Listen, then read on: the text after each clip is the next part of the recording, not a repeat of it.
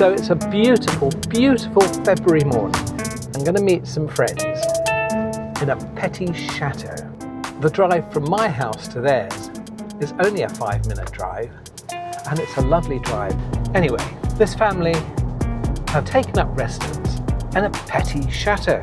It's not a full-scale chateau, but it is a beautiful little chateau. Here we go. Chambre de Haute, Domaine de Gazelle. Isn't that pretty? Absolutely beautiful. Thank you for inviting me to your beautiful little chateau. Thank you. Are you happy here? Yes. Very serene and peaceful, quiet. Calm, tranquil. Can you hear? There is nothing except birds and the river. It's beautiful, huh? Yeah. I don't know. It's just I find peace when I come here. You know. So the plan was to eventually retire here, and yeah, we had a rough few years during COVID, and we decided let's go now. So we sold the family home and bought a family home. A family home, a family mansion, a family chateau. Yeah. And how's that journey been so far? I mean, what's it like? Have you had any problems? A house, 300-year-old house always comes with problems. You know, it has its own character. It's very moody, but it's a challenge because we wanted to keep everything in its original state. So you have 300-year-old tiles that are cracked, and yet you have to make them look good without changing them, because then you take away the whole character of the house. It doesn't need air conditioning because there's always a nice chill. Because we don't have double glazing, because you know the glass is old. Yes. Yeah. And the walls are really thick, so it's lovely in summer. It's really lovely in summer. We hardly even use fans, and we don't feel that hot, obviously, because it's much hotter in Malta. Yes. But it's really I love the nice. fact you say it can be grumpy. It can be, yeah. Yeah. So- When we first moved in, we had buckets in the office and what we call the hunting room, and it was weird. It was like living in my grandmother's time or something, like buckets in the ceiling, just raining. But then we sorted it out. And you've got your two boys here. Yeah. Steve, you effectively run this place, don't you? Yeah, I do, along with my older brother Kane, who helps out tremendously. And we keep everything in one piece so far. Touch wood. And how's life for you? Because you're obviously, I think I'm 60 plus now. I can't believe I'm saying that. It's a real shock still. But I mean, for you at your age to come from somewhere that's sort of busy and chaotic to come to somewhere so tranquil as this, how are you adjusting to that? A big change, I would say a big change, and it took its time to adjust, I will admit it.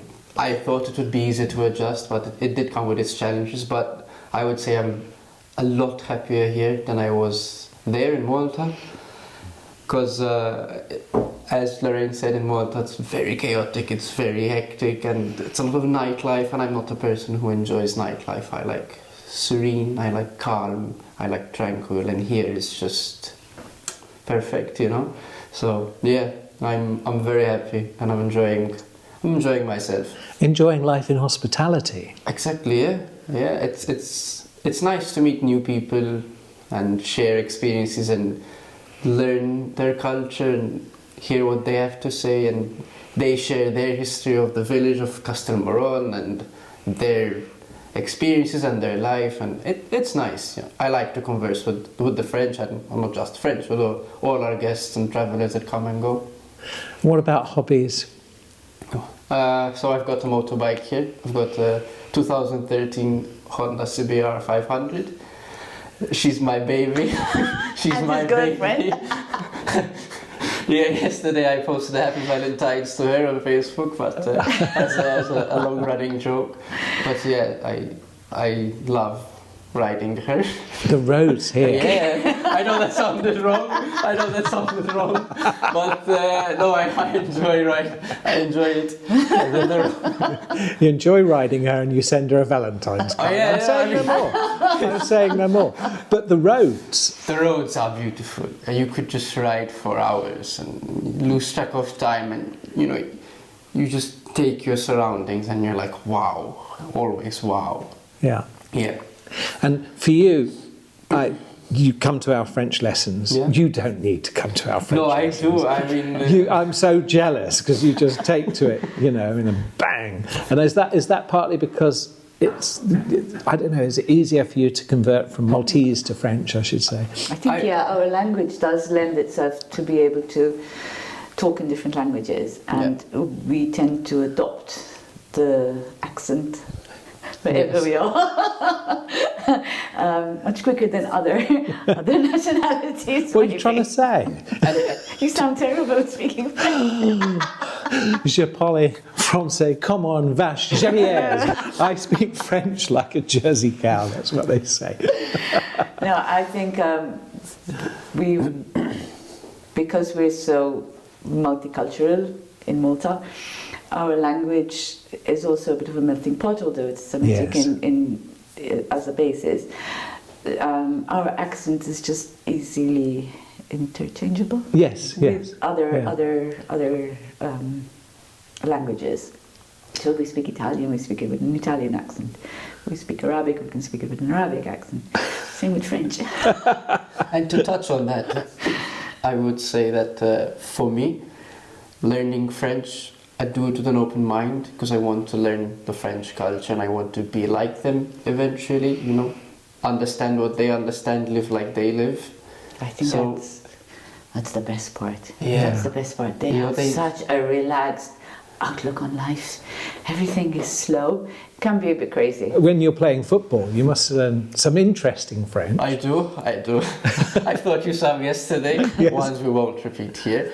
Yeah. But I've been told not to repeat them. No, that's in fine. front of anyone, and especially the referee, unless you want a fine and a red card. But for me, I've got a way around that with Maltese. I can swear in Maltese, but I do have to be careful. If someone's thinking about moving here, that's the whole object of these little interviews, is that we've got plenty of viewers that are actually considering moving to France. I mean, why have you chosen the southwest, for example? And would you do it again? Oh, yes. For sure. Oh, yes. Without a doubt, I would say. Well, originally I was fascinated with South France, as in Provence. Everyone talks about a house in Provence. But it's media, it's the films we see. It's like Tuscany. Yes. You see these films and you go, oh, I want to go there, and they show you this idyllic set on a film, and it just makes you want to do that, but it's never really like that. And luckily I had a friend who lives in the Dordogne, and he's Maltese, and he's an estate agent. So, when we had this interest of moving to France, Ray was a real help in, helping us find the house. I can speak French, but I can't really negotiate for a house. And, he just did everything. And we saw maybe 4 houses before we saw this, and we fell in love with this. And it was just, okay, there's no more. This is it. This is where we're going to stay. So I sold the family home, and we got this as the family home. It wasn't that difficult for us because we're EU citizens. So we just, there's no problem to move. Yes. And one of the things that we all talk about in these programmes is the bureaucracy here. I say it's probably no worse than many other places in the world. How does it compare to you coming from another European country? Well, Malta has got the same bureaucracy. Yeah. I think it's actually taken from the French. Now, we still have a lot of laws and things that were instilled in us by the French. Yes. So we're a bit used things You're used to taking it. very long. Yeah. So that wasn't a big change for us. No, You know, we did have to get used to restaurants closing at 2:00. Yes. It was a little bit of a A surprise. yes. And restaurants not opening on Monday, or the bank not opening on Monday. No one opens on Monday. That's one thing we really had to get used to. Yes. But even you said you're 60 plus. I mean, I'm 50 plus. And for Maltese people would understand me, it's like living in Gozo, which is the sister island of Malta, 50 years ago, where life was really relaxed, and you'd go to Gozo just to get away from Malta then. You know, you'd spend your summers there or your weekends, and here it has the same vibe. And then in summer it really gets alive with the night markets, and the whole village gets together, and there's loads of food, loads of wine, and it's just fun. You know, that's the night markets, and that's summer over here. And in the winter you just relax and hibernate and recharge for summer. It's perfect. It's a perfect balance. That's lovely. And you're talking about in the summer. I mean, you do your own events here, don't you? Yes. Well, we're starting weddings now. Well, last year we had fish and chips. I came to that fish and Yes. chips. As you know. That was amazing, actually. Yes. How did that event go? That was Well, incredible. that was the first one, and it was like a trial, and it worked out. So this year we're going to be having more of them. And I'm hoping to be able to introduce some Maltese, you know, the beer and things like that over here. But you had so many people arrive to that, and it wasn't just English people. It was a whole mix, wasn't it? It was, you know, it was like a nice big party where I had my English. I knew everybody. You know. So it was a mix of my English friends and my French friends, and it really worked. It really worked, and I have family here. So my friends have now become my family, and it's a really nice bunch of people, starting from you. I must admit, I mean, I love our Friday routine. We go to the pub on Friday, which is great, isn't it? That's like working a 4-day week. It's the French way. But everybody goes to that. Well, all of my friends go to that little pub.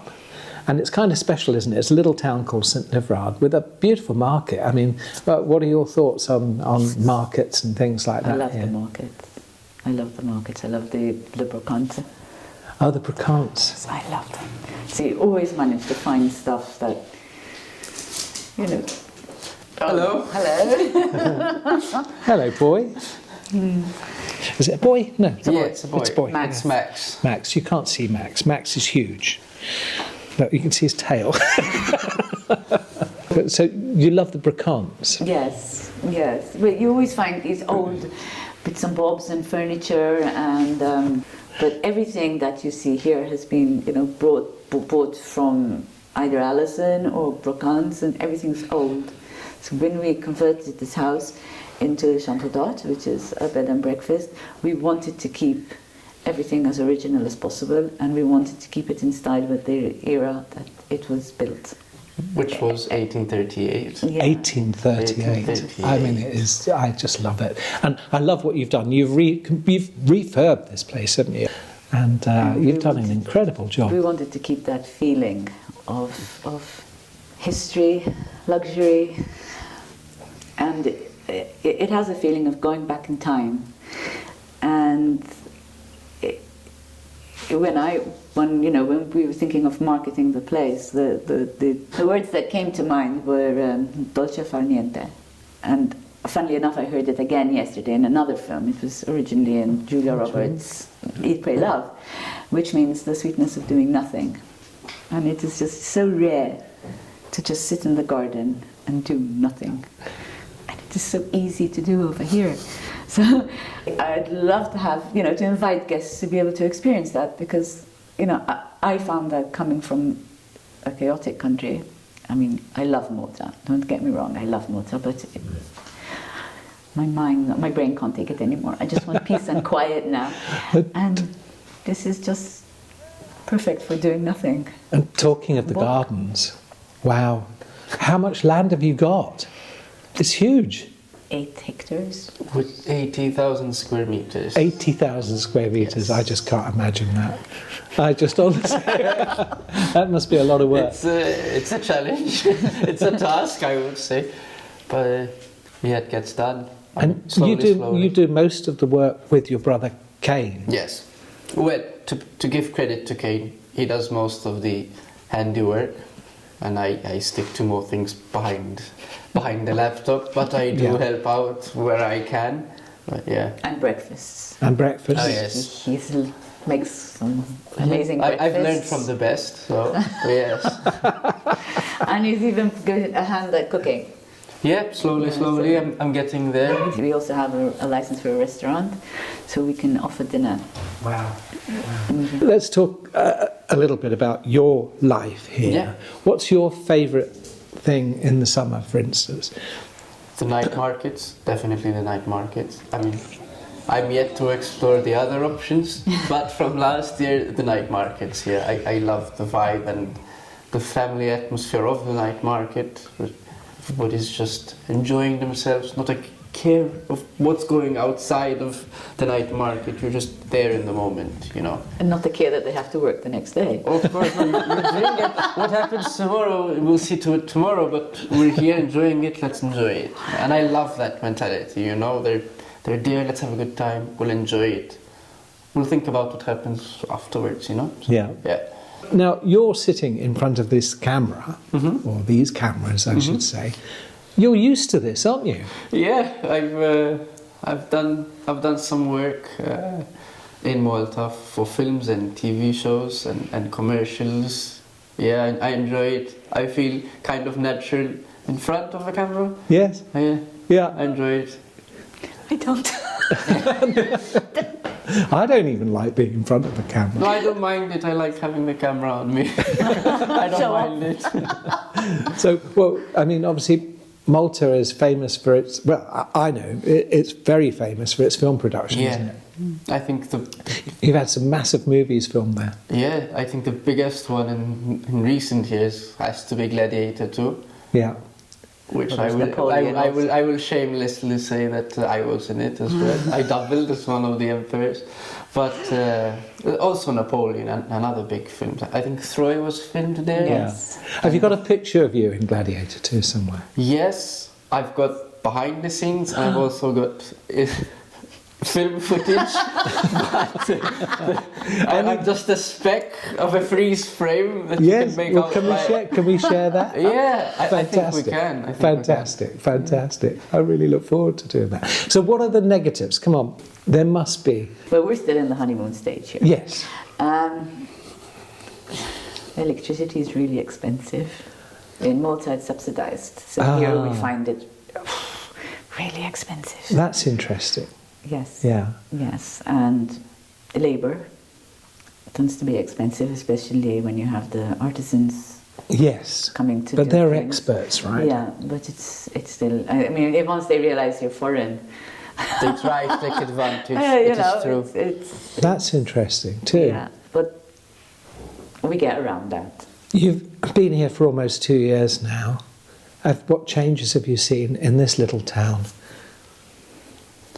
Well, I've noticed that they're trying to modernize.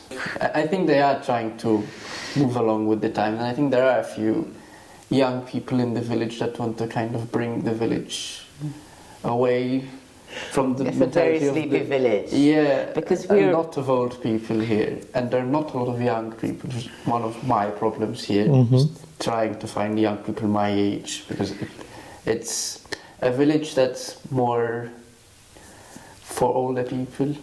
So for Lorraine, it was easier to kind of well, I'm not saying you're old, but it's easier for you to socialize because there are more people your age, you know, 40s and plus. And for me, it's just I only have the football club.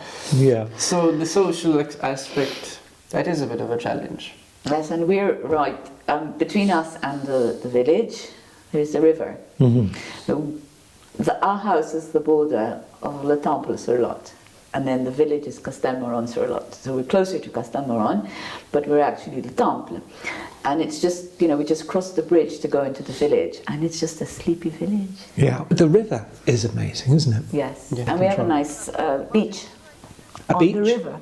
Yeah. A beach on the river. A man-made beach. They come just in the spring, just before summer, and they lay the sand.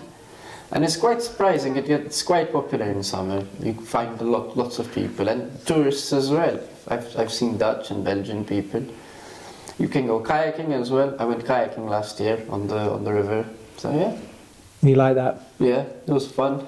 Fun experience kayaking. And you can rent boats because there's a river cruise also. No, there's quite a little bit to do in summer. Yeah, yeah. What about shopping here? How do you cope with the shops? Shopping's an excursion here.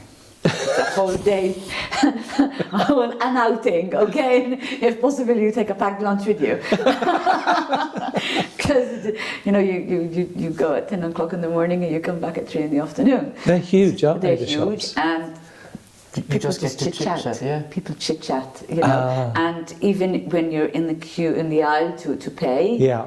everybody chit-chats with the cashier. And it's okay. Nobody's looking at their watch going, oh, they'll just turn around and start chatting to you. It's like a social event. The supermarket. Now, I went to the supermarket yesterday with Maria. There's some slightly strange things going on in the shops over here that we Maybe would because never it was see in England. Valentine's Day. Valentine's Day. I know Maria sent you the picture. I like the Nutella. You like the Nutella? I like the Nutella behind the bed. That was not part of the display. I wasn't sure. I mean, it could have been, Finally, you're the first people that haven't really got many negatives. You're not whinging about the French language. No. But I speak French, so... Yes. You're not worried about the bureaucracy. No. And you have to remember we are EU citizens. Yes, and you're EU citizens. So it was easier for us to make a transition here. Yeah. We didn't have to get visas, we didn't have to get...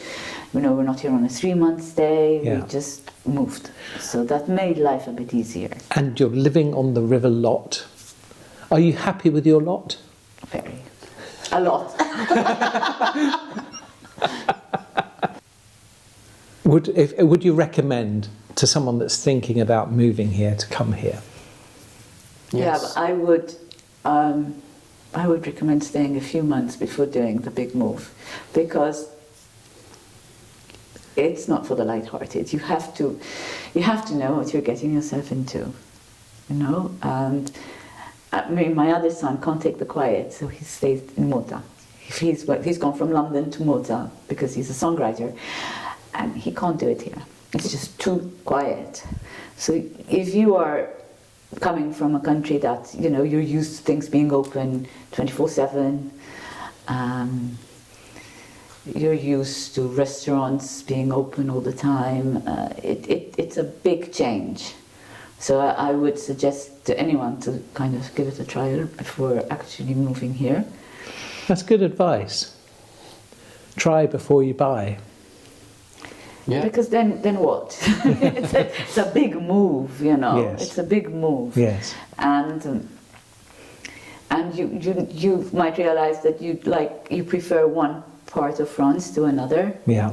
And I mean, I know a lot of people who want to be where there are more, mainly British, because I don't know any Maltese people over here, but they want to be in a place where there are other British people. Yes. Yes. Yeah.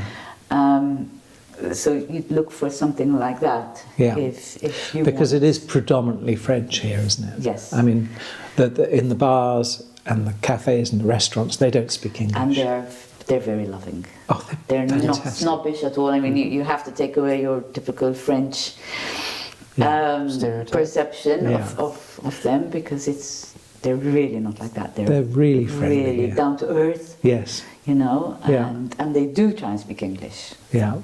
They do try and speak English.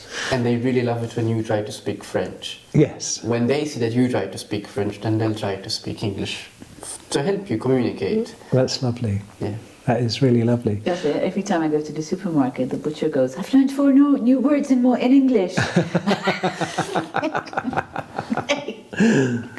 So, really, you are happy with your lot? Yeah. A lot. So, do you think you could do our sign off?